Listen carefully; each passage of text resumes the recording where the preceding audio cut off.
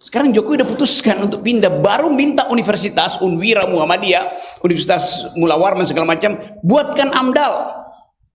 Maka disogoklah dosen-dosen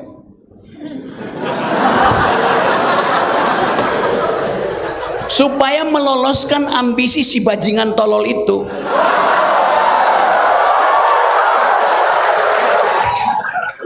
Lebih berguna mana?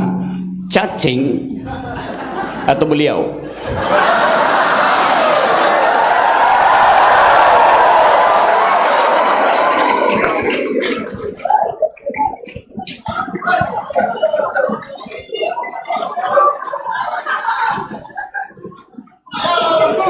Tentu secara politik beliau lebih berguna karena dia bisa menggusur cacing di Kalimantan untuk jadi IKN.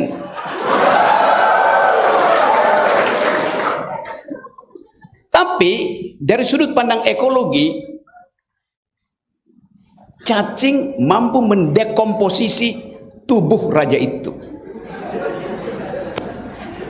Hanya cacing yang mampu mengurai tubuh pemimpin Wakanda. Sampai di situ saya kena deli apa enggak? Oke teman-teman, selamat datang di Aula Universitas Muhammadiyah. Memangnya apa bedanya Universitas Muhammadiyah dengan Unwira? Nggak ada bedanya.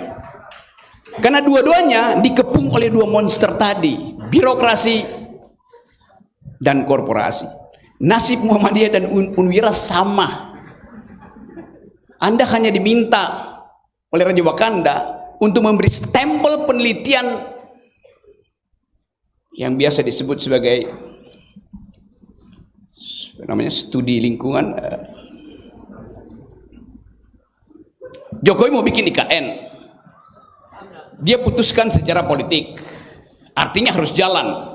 Lalu dia bilang, Unwira dan Muhammadiyah buatkan AMDAL. Untuk apa? Untuk membatalkan ambisinya, bukan untuk membenarkan ambisinya.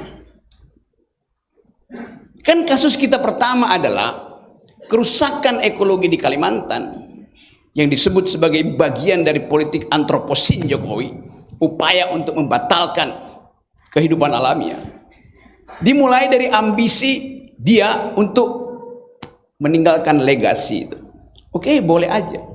Tapi di dalam ilmu lingkungan, AMDAL harus mendahului keputusan politik. Sekarang Jokowi udah putuskan untuk pindah, baru minta universitas, Unwira, Muhammadiyah, Universitas Mula Warman segala macam, buatkan AMDAL. Maka disogoklah dosen-dosen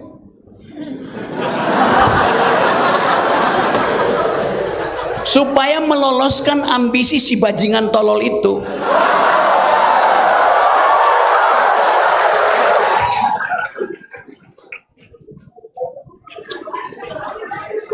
Untung sekali ada seorang dosen yang balelo namanya Dedi, yang bahkan udah ditegur oleh moderator, dia masih terus menerus ngoceh. Karena bagi dia yang diucapkan itu sangat fundamental, sangat radikal. Dia tutup dengan doa.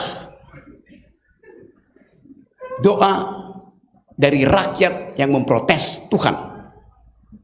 Karena Tuhannya ada di Ruteng rupanya. Disitulah berguna doa itu. Doa untuk memastikan bahwa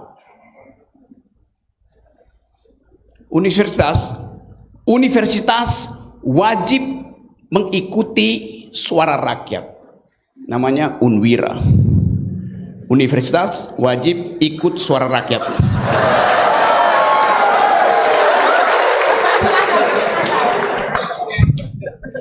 Dalam bahasa Latin, Vox Unwira Vox Dei.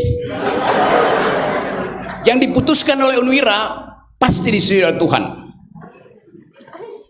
Tetapi persetujuan Tuhan itu memerlukan gerak langkah politik rakyat. Karena itu, universitas harus mensponsori gerakan-gerakan radikal yang menginginkan kembalinya hak reclaiming our rights. Itu dasarnya. Masalahnya sekarang adalah kita bicara tentang istilah tadi, sustainable development. Persyaratan apa supaya sustainable development itu bisa dijadikan policy masa depan?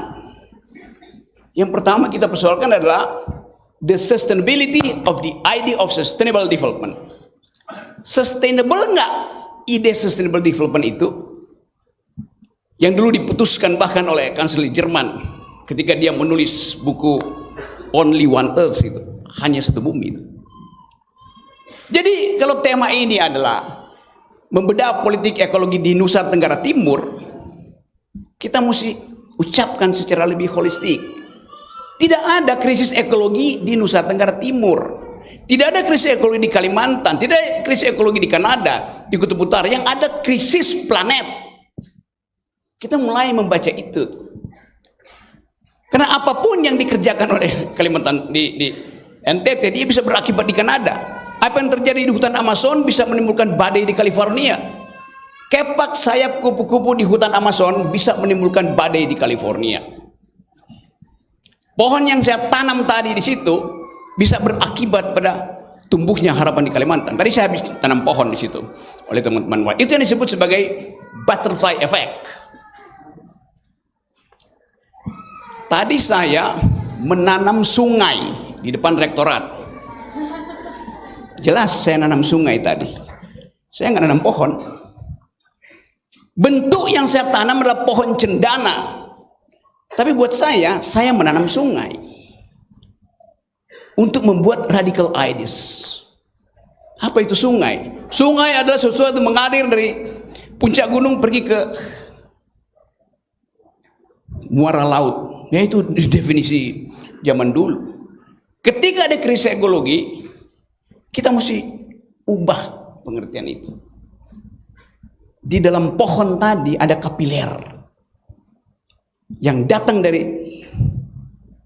gunung. Pertama kali dia melewati kapiler itu, dihisap oleh matahari, terjadi fotosintesis, lalu menghasilkan oksigen. Jadi sungai adalah aliran air ke semua tempat yang memungkinkan kita hidup. Pohon adalah sungai. Akar pohon itu menarik air itu ke kapiler. Kita dapat oksigen. Di malam hari ada embun di situ. Pagi-pagi dia jatuh ke bumi, membasahi rumput yang adalah selimut bumi. Sirkulasi pikiran itu yang mesti kita tanamkan pada